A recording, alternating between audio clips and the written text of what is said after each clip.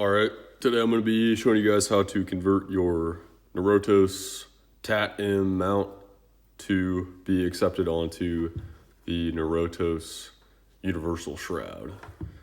First, I'm going to take you through a little bit of the history of this mount, and then I'm going to talk about some of its features and why this might be a viable option for you, and then I'm going to demonstrate how to do the modification. So first, this mount uses a different mounting option than you're probably familiar with. This is the Norotos Universal mount, which is pretty much the industry standard nowadays with your Wilcox mounts and modern day Norotos mounts. And this is the low profile mounting system. This uses a very specific shroud bracket piece that's mounted onto the helmet. I'll throw some photos up. It's that black diamond triangle Dorito shaped thing that is pretty iconic with a lot of the early GWatt Ranger specific helmet setups. That is a viable way to mount this to a helmet. This modification is for those who want to have the features of the TATM with having a more modern day shroud setup. So I'll go over some of the features here pretty quick. Most notably, you have the dovetail mounting interface. There is a version of this mount that is a little bit longer, and it has the bayonet interface, this little square rectangle thing you see here. But I don't know why I'd go with that. Just go with the dovetail. Dovetail is superior. Another notable feature is it uses a button here to go up and down from your down position to being stowed up, opposed to the Rhino's force to overcome, where you have to overcome that force to move up and down. This uses a lot less force. You just push that button. No struggles there. You have a vertical adjustment. You screw this dial up and down to center it onto your eyes. One con is the screw threads are exposed there, so it is easier for debris to get in there, opposed to something like this Rhino 2, where that's a very simple adjustment and quick adjustment. This one you're screwing and just fine-tuning it. You have your tilt adjustment here, which is standard on most mounts. And then you have your position here to move forward and backward to get it in line with your eyes. I would say the weakest point of this mount is this here. The grooves are on this side, and it locks into place on this side great.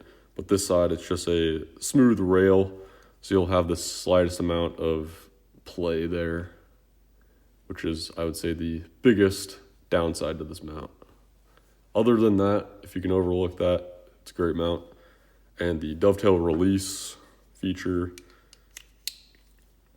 is this dial here. You have to rotate it a full 120 degrees to drop your night vision device. The first 90 degrees, well, the whole way there's a force acting against you as you turn. The first 90 degrees, this little dovetail tooth there doesn't move. Once you get past the 90 degrees into the 120, that's where that tooth will go, and that's how you can drop your optic. And I really like that. It's a very intentional movement you have to make. Something that a bayonet mount is kind of notorious for being very easy to drop the mount. All you have to do is push that lever and that drops. I like how intentional this is. So if those features are appealing and you want to be able to mount this onto a modern day bracket, Shroud, then this is the modification for you. To do this modification, you're going to need your TATM mount, of course, and this conversion bracket here. These can be found on Optics Planet, I believe, for around $80. Sometimes they pop up on eBay for cheaper. And this comes with 2 screws, and then this smaller screw here. So first we're going to remove the existing plate here.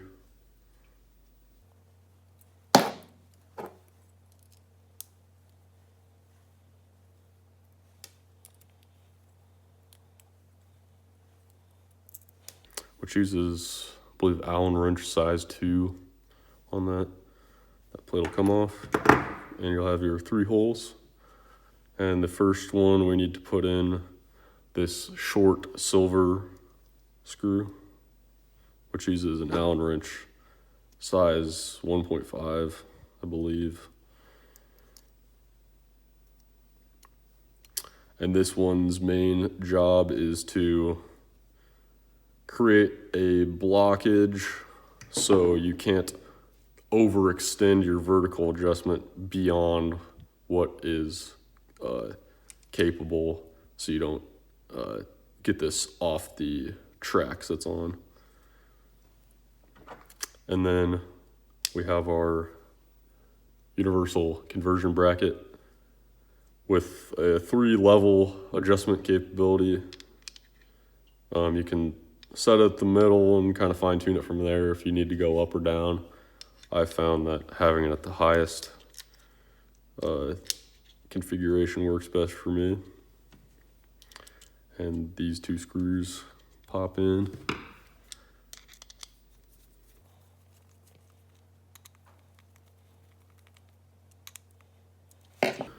And now we are able to mount this to our standard universal shroud. And that locks into place.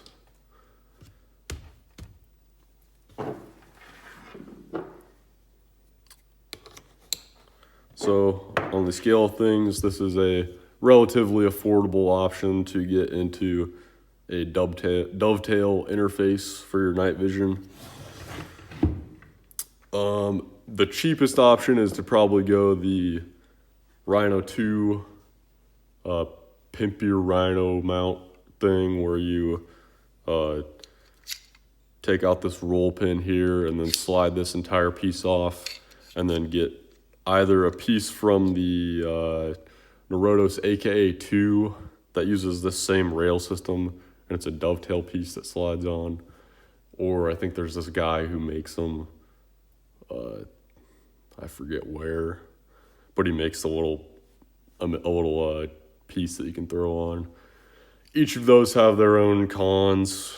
There's plenty of videos on YouTube showing those, and how once you do that, you can't really access the release with this thing. And some people will cut a little rectangle out so you can, but just do your research if you want to go that route, or if you want to go this route. This is a little more expensive, but it's purpose-built for dovetail. All of the features are incredibly simple and straightforward and functional. And I think that looks pretty sick. That whole Ranger aesthetic. So thanks for watching. Let me know if you have any questions in the comments. I'll answer those. But that's how you put your titanium advanced tactical mount onto a universal shroud. Thanks for watching.